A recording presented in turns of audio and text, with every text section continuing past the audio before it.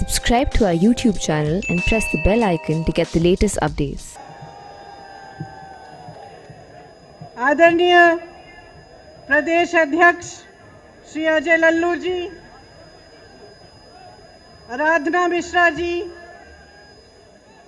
चौधरी हरिंदर मलिक जी, पंकज मलिक जी, श्री दीपेंद्र हुड्डा जी, आचार्य प्रमोद कृष्णन जी, श्री विवेक बंसल जी, श्री इमरान मसूद जी, श्री गजराज सिंह जी, श्रीमती सुप्रिया श्रीनेठ जी, विजेंद्र सिंह जी, संजय कपूर जी, सईद जमा जी, चौधरी रविंदर मलिक जी, चौधरी संजय सिंह जी, बाबा श्याम सिंह जी, नरेश सैनी जी, मसूद अख्तर जी और तमाम कांग्रेस के नेता, यहाँ पर उपस्थित एनएसयूआई, आईवाईसी, महिला कांग्रेस के कार्यकर्ता, बहनों और प्यारे भाइयों, आप कुछ समय से मेरा इंतज़ार कर रहे हैं। मलिक जी ने कहा कि यहाँ आकर आप पर मैंने एहसान किया है। मैं कहना चाहती हूँ कि यहाँ आना मेरा कर्तव्य है, मेरा धर्म है और मैं किसी पर इस एहसान नहीं कर रही हूँ। बहुत बार कहती हूँ, हर नेता को यह एहसास होना चाहिए कि सबसे बड़ा एहसान उस पर जनता करती है। मुझे यह एहसास अच्छी तरह से है। आप यहाँ उपस्थित हैं, मेरी बातों को सुनने आए हैं, इसलिए आपका बहुत बहुत धन्यवाद। देखिए, देश की जो स्थिति है वो शायद मेरे से अच्छी तरह आप सब जानते हैं। एक ऐसा समय आया है कि 90 दिनों से लाखों किसान इस देश की राजनीति में के बाहर, दिल्ली के बाहर बैठे हुए हैं, संघर्ष कर रहे हैं, आंदोलन कर रहे हैं। 215 किसान शहीद हुए, बिजली काटी गई, पानी रोका गया, उन्हें मारा गया, पीटा गया। वे शांति से बैठे थे। देश की राजधानी की सीमा को इस तरह बनाया गया जैसे देश की सीमा थी। तमाम पुलिस की फोर्स लगाई गई, किसानों को प्रताड़ित किया गया। जो किसान अपने बेटे को देश की सीमा पर देश की रखवाली करने के लिए भेजता है, उस किसान को अपमानित किया गया, उसे जलील किया, उसे देशद्रोही कहा, आतंकवादी कहा। प्रधानमंत्री जी ने पूरे सांसद के सामने उसका मजाक उड़ाया, उसे परिजीवी कहा, आंदोलनजीवी कहा। देखिए, इंसान की तरह देश का भी एक हृदय होता है। उस हृदय के धड़कने से देश जीवित होता है। मेरा मानना है कि हमारे देश का हृदय, उसका दिल किसान है, जो जमीन से जुड़ा है, जमीन को सींचता है, उसे उपजाऊ बनाता है, इस देश का अन्नदाता है, इस देश को जीवित करता है। लेकिन आज जब चौधरी तिकायत जी के आंखों में आंसू आते हैं तो हमारे प्रधानमंत्री जी के होठों पर मुस्कुराहट आती है, उन्हें मजाक सूझता है।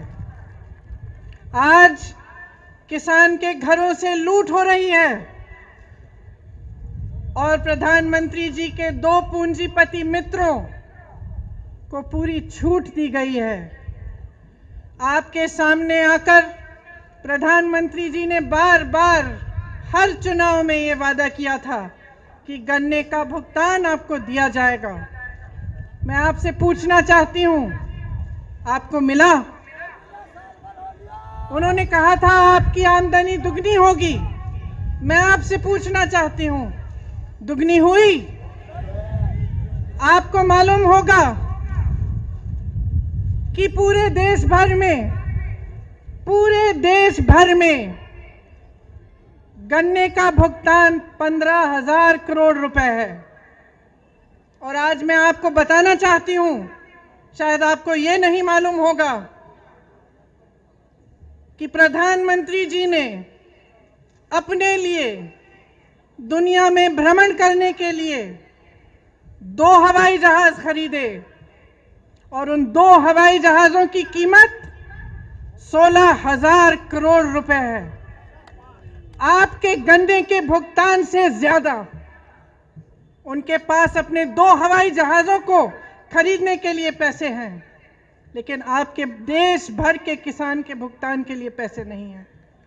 ये स्थिति है आज देश की। आपसे वादा किया गया था कि 14 दिनों में भुगतान होगा, लेकिन आपने क्या देखा? पिछले 4 सालों में गन्ने का दाम नहीं बढ़ा। 16,000 करोड़ के 2 हवाई जहाज खरीदे गए। 20,000 करोड़ की स्कीम बन रही है कि जो संसद भवन है, जो देश की राजधानी इंडिया गेट है और उसके आसपास की जो इमारतें हैं, उनके सुंदरीकरण के लिए 20,000 करोड़ की स्कीम बन रही है। लेकिन आपके गन्ने के भुगतान के लिए 15,000 करोड़ उपलब्ध नहीं है। डीजल आपको 2018 में 60 रुपए में मिलता था, आज कहीं 80 रुपए, कहीं 90। डीएपी 1100 रुपए में मिलता था, आज 1200 रुपए का है। बिजली के बिल बढ़ते चले जा रहे हैं, गैस सिलेंडरों की कीमत बढ़ती चली जा रही है, मगर आपके गन्ने के दाम आपको नहीं मिल रहे हैं, वो वही का वही है। मैं कुछ दिनों पहले बिजनौर गई, कुछ किसानों ने मुझे पर्चियां दिखाई। शायद उसी दिन जो नया दाम है वो जारी किया गया था, उससे पहले की पर्चियां दिखाई, उस पे 000 लिखा था। आपको मालूम होगा कि भाजपा सरकार ने पिछले साल डीजल पे जो टैक्स लगाई, उससे 3.5 लाख करोड़ रुपए कमाए। मैं पूछना चाहती हूं, कहां गए वो रुपए? 2014 से अब तक मोदी सरकार ने पेट्रोल डीजल पर टैक्स बढ़ाकर, आपको मालूम नहीं होगा, 21,50,000 रुपए कमाए। मैं पूछना चाहती हूं, कहां गया वो पैसा जिसका हक है, जो दिन रात इस देश के लिए काम करता है, जो अपने पसीने से, अपने खून से इस देश को सींचता है? उसको क्यों नहीं मिला है ये पैसा? नौजवान को क्यों नहीं मिला? रोजगार क्यों नहीं दिया? और जब वही किसान प्रताड़ित होकर अपनी समस्या लेकर आपके पास आया, तो आपने उसकी बात क्यों नहीं सुनी? दिल्ली का बॉर्डर नरेंद्र मोदी जी के घर से कितना दूर है?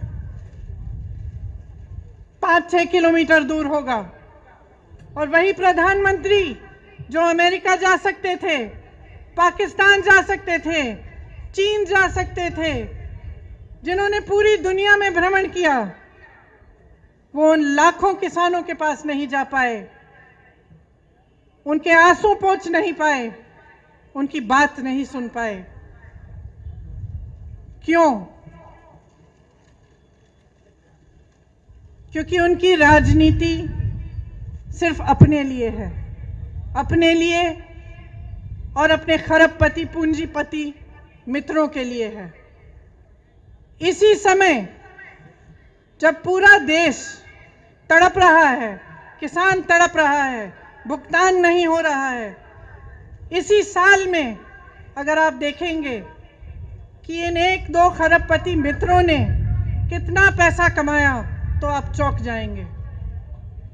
हजारों करोड़ कमाया है और आप सड़क पे बैठे हुए अपने हक के लिए संघर्ष कर रहे हैं, आंदोलन कर रहे हैं और कोई सुनने को तैयार नहीं है।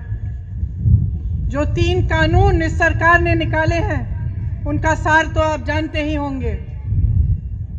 पहला कानून कि प्राइवेट मंडियां लगेंगी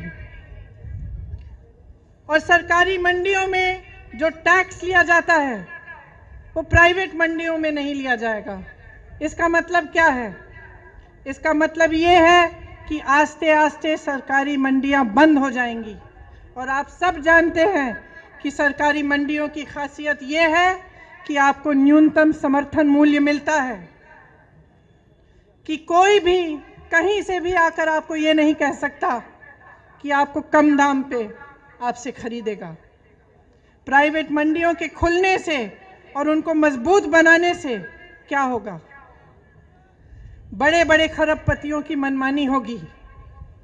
जो दाम चाहते हैं वही देंगे, जब खरीदना चाहते हैं तभी खरीदेंगे, जब बेचना चाहते हैं तभी बेचेंगे।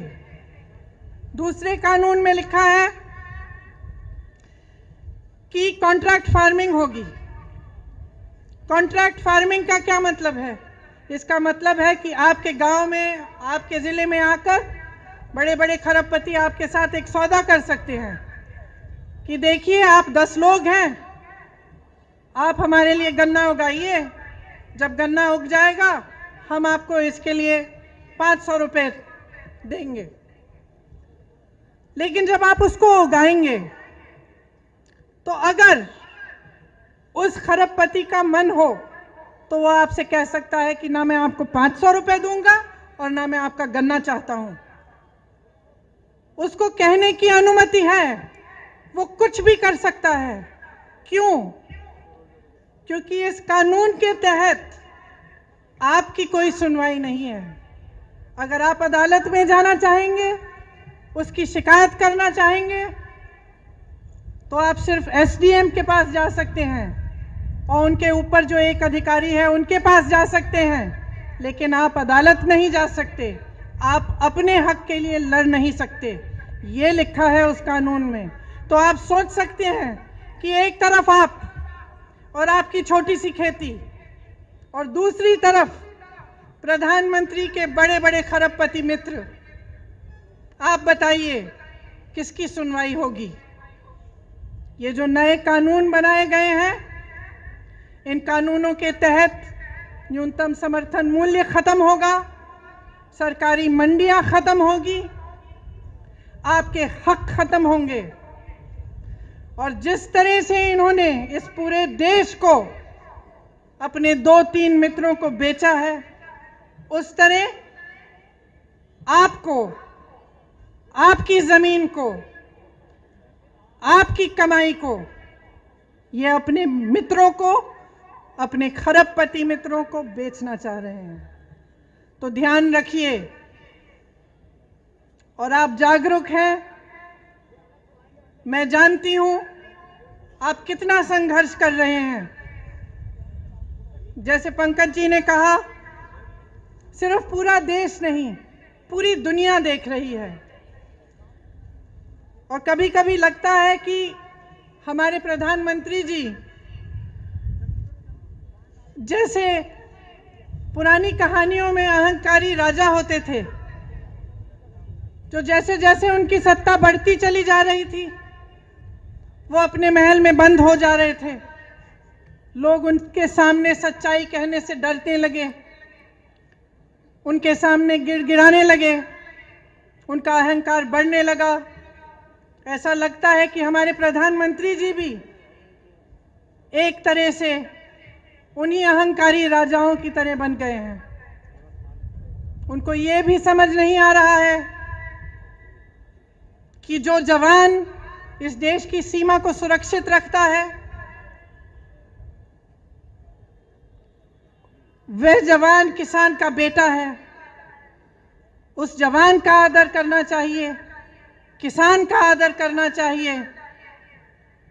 और जब महीनों से संघर्ष चला आ रहा है, वही देशवासी जिसने प्रधानमंत्री को सत्ता दी, जिसने उन्हें प्रधानमंत्री बनाया, उन्हें समझ में नहीं आ रहा है कि उनकी सुनवाई होनी चाहिए, कि आपसे बातचीत होनी चाहिए। वो कहते हैं कि ये कानून आपके लिए बना है, किसानों के लिए बना है। तो क्या वो बता सकते हैं कि किस किसान ने बनाया, किस किसान से बात की? और अगर पूरे देश भर का किसान कह रहा है कि भाई प्रधानमंत्री जी, हमें ये आपका कानून नहीं चाहिए, वापस ले लीजिए इसको, तो वो वापस क्यों नहीं ले रहे हैं? इस कानून को रद्द क्यों नहीं कर रहे हैं?